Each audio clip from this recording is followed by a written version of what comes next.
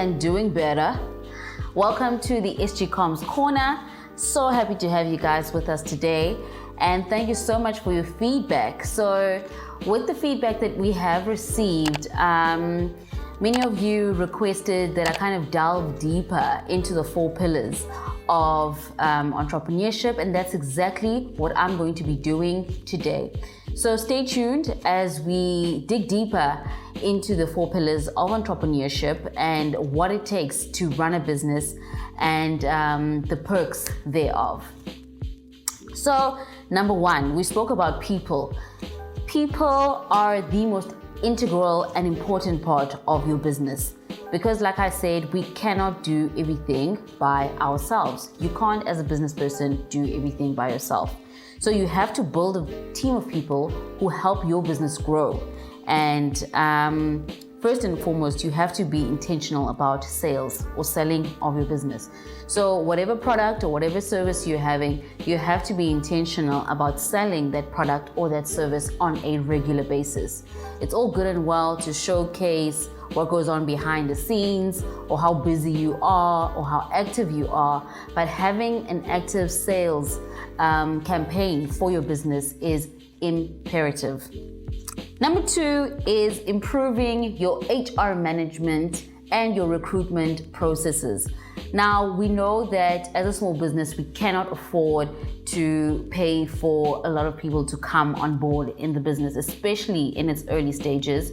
So rely on your freelancers. Have reliable freelancers that you actually can rely on. Secondly, also consider getting subsidized by your local development agencies that do assist with having some kind of subsidy for your employees, so you don't have to pay the full amount. But also to be very intentional about having a proper and secure HR process. So think of it this way: if you have a good HR and onboarding process, it also shows in the quality of the employee that you're going to have in your business. If you meet up with Mzala says, Mzala, I don't have a job, I need a job, and I know you've got a company, and you say, come on Mzala, come join the company. That is how Mzala is going to be working in your company, with a very I am Mzala's Mzala kind of relationship. Whereas you could say to Mzala, listen, send me your CV, send me your profile and the work that you've done, and consult with a small HR company to kind of facilitate the process on your behalf. Firstly, that is going to formalize the process. It's going to help you look at the potential or what they can bring to the table without being subjective. And thirdly, it also gives accountability to the person who's being onboarded to take their job seriously. So be intentional and be very, very particular when it comes to HR and onboarding processes. Improve your staff culture by having some sort of a team activity or something that brings the company together. In recent agencies that I used to work in, we would have a function called First Fridays. So that would be the first Friday of every month. We'd go out to have lunch or breakfast or whatever the case may be, and just chat about what our challenges were in the previous month and what we are looking forward to achieving in the month coming forward. So having a First Friday or having some kind of a team culture does really assist in terms of making an employee or someone who is on your team really an integral part and feels committed to the cause. Finally, when it comes to people, we always need to continually train and upscale our staff. It is absolutely imperative for us to make sure that the person that you hired at the beginning of the year is not the person that they are at the end of the year. They have improved in the way they do things, in the way they think, in the way they conduct business, even something as basic as writing skills. That you find a lot of students who come in on internship programs are really great and show so much potential, but really need a bit of tweaking in terms of proper business writing or learning how to write a constructive email or proposals or whatever the case may be. So consistent upskilling, consistent training for your staff is going to do not only your company justice, but it helps them realize and feel so included in the company's culture, and that creates company loyalty from your staff to you. So let's chat about processes. What exactly are processes? Processes are the systems that drive expansion and growth. So when we think of how the business is going to grow, or what steps I can take to make the business grow, these are the steps and the processes that we need to take. So when we look at the first step would be to have a quality management system. Now, a management system is not something that is difficult to put together, especially when you know what you're doing in the business. There are many references, even online, that can show us what a quality management system is and apply those into your company. So just as an overview, what is a QMS? A QMS is a formalized system that documents the processes of how things are done. So essentially, it's the modus operandi. So if I know, in order for me to get a new social media retainer client, what are the steps or what are the processes do I take from the moment I create the pitch to onboarding, to invoicing, to getting the payment? Understanding that process and how to make it more efficient in order to make my life easier and in order to get more retainer clients coming on board. This is where you also create your policies and your objectives. What are we looking to do in the long run? What is the end goal here? Are we working to be self-sustaining? Are we working to become a multinational company? Or are we just working because this is something we enjoy doing? If I am, a singer, for instance, and I just enjoy singing to make people happy. If I want to be an impact NPO or someone who is doing something just to help the family out, or if I really am intentional about taking this business and making it an empire, this is going to be determined in my systems and my processes, in the way I do things. Also, software. What type of software do we use? The beauty of technology, especially after the time of COVID, has opened us up to so many different types of software that you can use in order to make your business more efficient.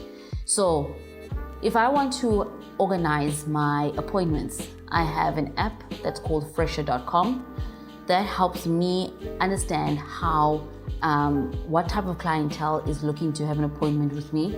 You can add what price point your client or your prospective client wants to start paying for your services and what their long-term goal is. So before you even decide whether or not you're going to engage in a meeting or not, you kind of already have an idea of what type of client you will be dealing with. This has saved me a lot of time, in the sense that many have maybe come to say, I want a social media campaign that has 4 platforms. I want you to post 3 times a week and with high audio visual technologies, but my budget is 1,000 Rand a month. That doesn't work. So, from the jump, that means it's not going to work out. Another app that I use is Monday.com. This really helps in terms of putting together the team, knowing where everyone is without having to be bulldozing or following up unnecessarily to see what are you doing, what are you not doing, why haven't you done this. Everyone is accountable on the system to say, this was due for the 15th of July, you have not done it, explain why you haven't done it, or get it done as soon as possible. The Wave app has been great when it comes to invoicing, creating estimates, and having templates that are ready for me to keep projecting and raising invoices. So if someone wants a particular service, I know that I already have it on the system. I literally add their details, I add what they're requesting of me, and the price will shoot up, and then I send it through to the client. Now the beauty of it is that it can help me do a follow-up later on to say, hey, I sent you an estimate a week or two ago, just wanted to find out if you're happy with it. Are you wanting us to sit down and maybe sharpen the pencil? Or B, to say, okay, should I now convert the estimate into the invoice? And it helps you gauge how much you are actually making from the amount of estimates to invoices to payments, because those are three completely different phases within the business. And then also for my own financial management is the 24/7 app. So that really helps in understanding the money coming in and the money going out.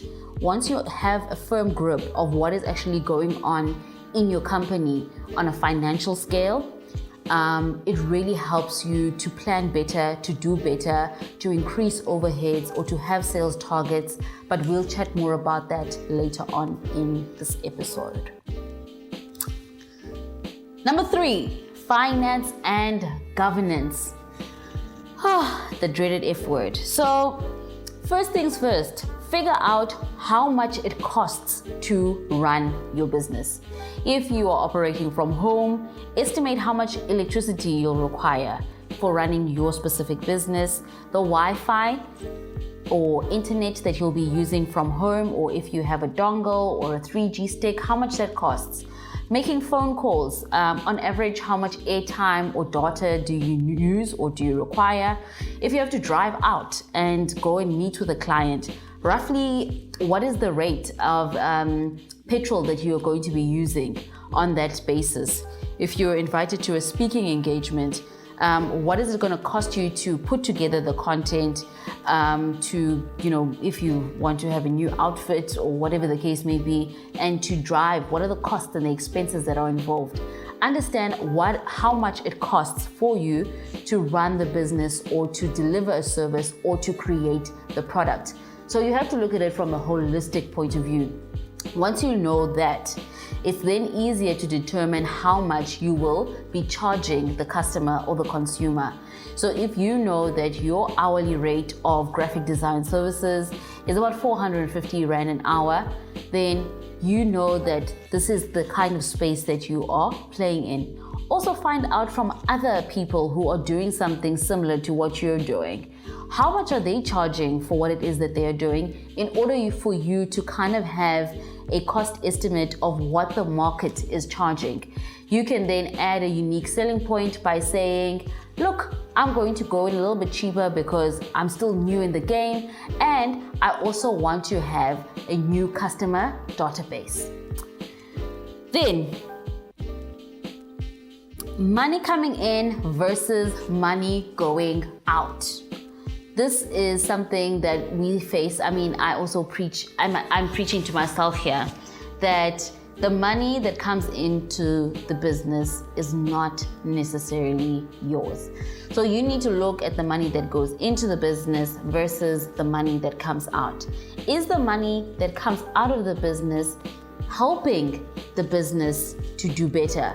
Is it helping the business to get more business? Is it helping the business to become greater? If it does not speak to enhancing the business's needs, then you need to reconsider your financial spending when it comes to business-related issues. Now, I know in the beginning of running your business, it's so difficult to say, I am going to pay myself X amount, because there aren't enough projects, or there aren't enough clients at the time, or things are still starting up. So naturally, you will find yourself that you're losing a little bit more than you're making.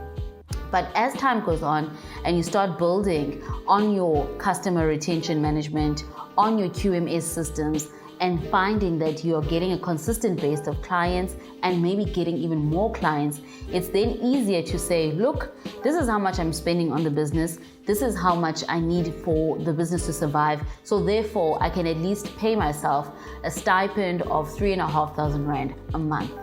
Now, that does not start from the beginning, but it grows gradually, and you find that as time progresses and as time goes on, once you manage your money better and once you manage your business's money better, you'll find that you'll have greater returns, and then those can assist you in terms of taking care of your profits or expanding to make more money.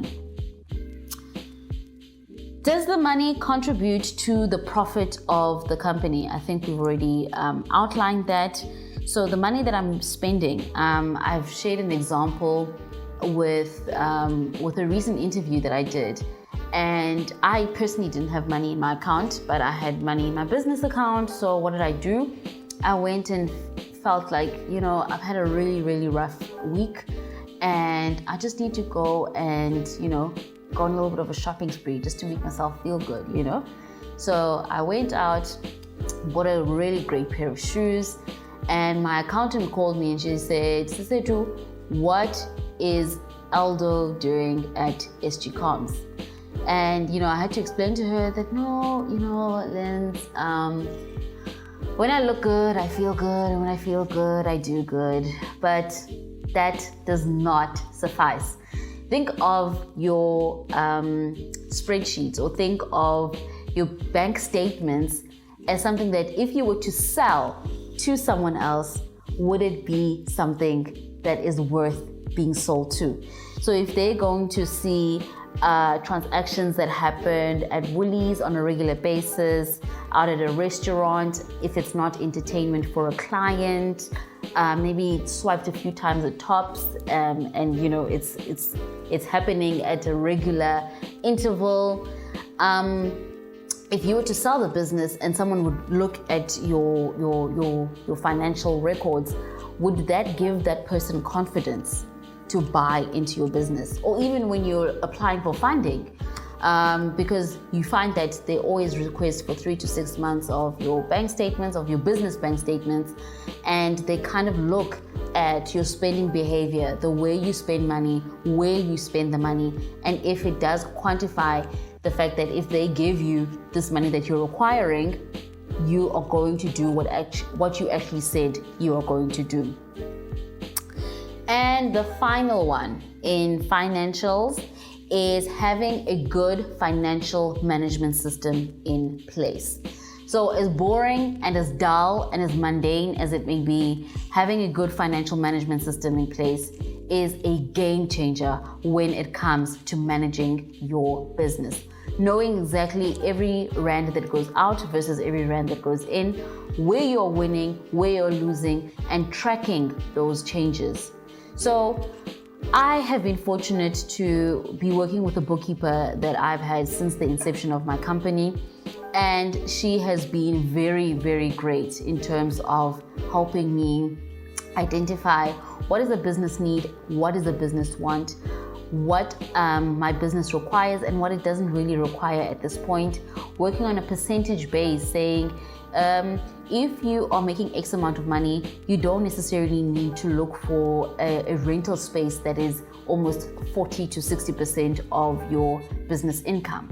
It really helps in terms of understanding that the financial implications of having a bookkeeper, or having a bookkeeper tell you what are the financial implications of your business are, really help you in terms of growth, in terms of scaling, and in terms of applications for ESD initiatives or grants or applications that you will be doing to increase the capacity of your business.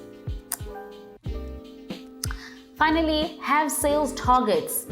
So when you work towards a cause, it just makes it all the more better. If you know this month I want to make 10,000 Rand a month, how do I make 10,000 Rand a month? I need to make sure that I have 3 social media clients. I have 1 big project that I'm doing. I need this and that and the other.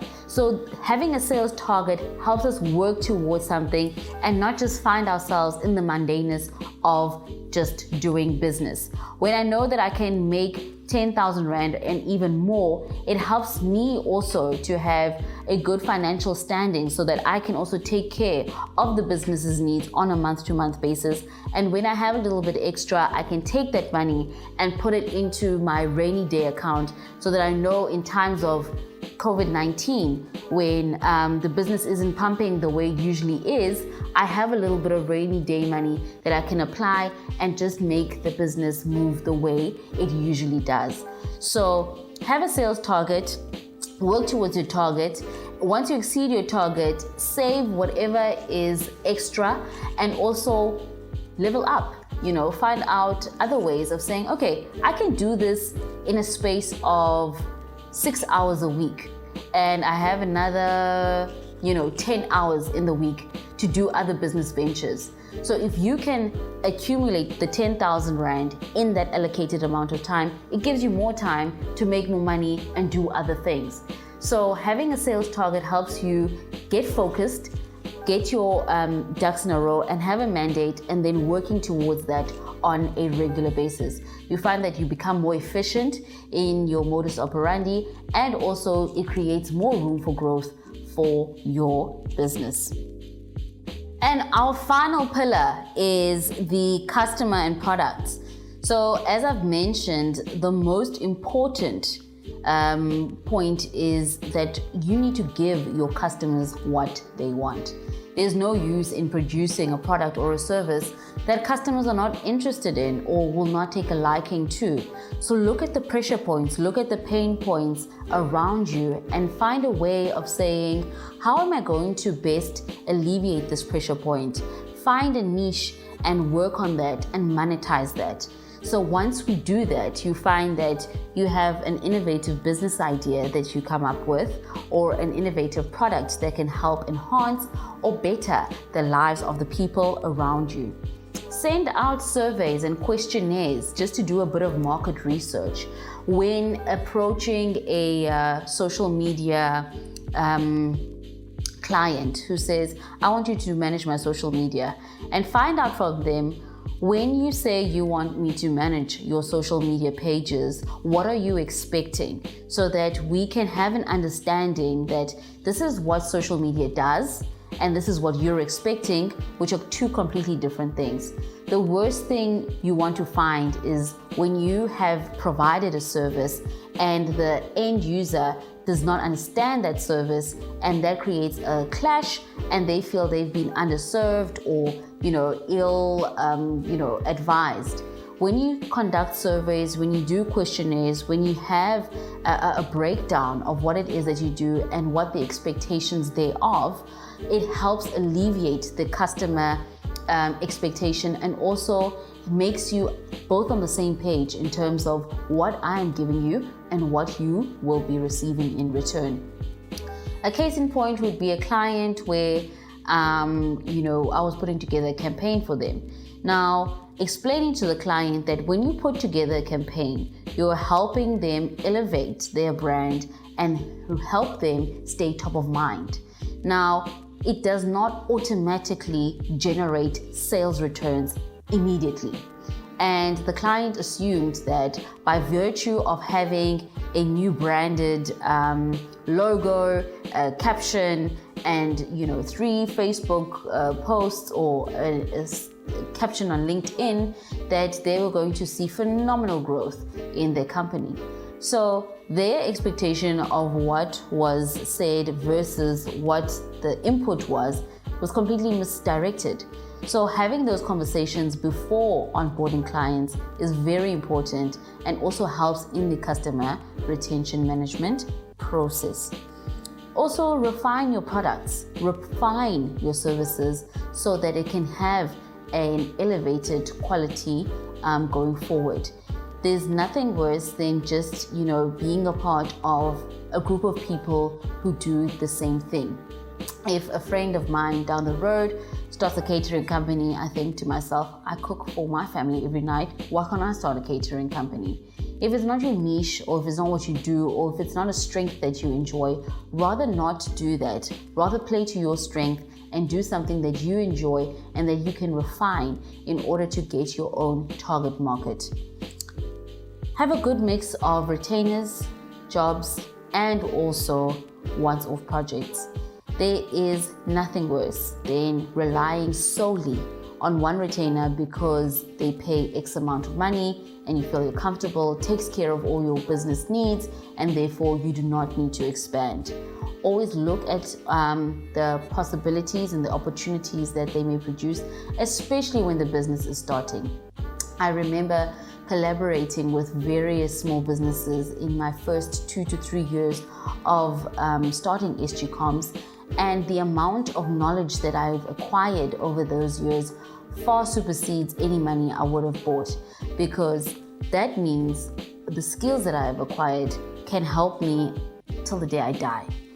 Whereas if I was literally only looking to gaining money or to gaining profits, I would have lost out on a lot of advice, I would have lost out on a lot of insights, and also a lot of longevity in getting my skin in the game. So look at opportunities. Some may have costs, some may not, but look at what you're going to get out of it. Is it going to enhance your business in the long run? Is it going to upskill you in something that you were perhaps interested in but did not have the skills for? Or is it going to help you collaborate and have some form of a portfolio of evidence that shows that these are the types of brands, or these are the types of people, or these are the types of businesses that you have been working with in order to give your company some goodwill and great rapport. And that brings us to the end of today's episode. Guys, please remember to stay home and stay safe. To my notification gang, don't forget to share, like, and subscribe to the SG Comms Corner, where we will be bringing you all things communications, events, PR, marketing, and entrepreneurship. Hopefully, when the world heals again, we'll definitely be bringing more people who are going to be sharing with us their experiences of entrepreneurship in the city of Gqeberha. And a very big thank you to my friends at the Hangaround Media Company for bringing this production to life. Thanks for the amazing work that you do.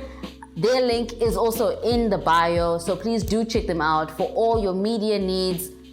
Holla at THMC. Until next week, from me, Sisetu Komose Bokwe, it's goodbye, stay blessed, and keep doing better.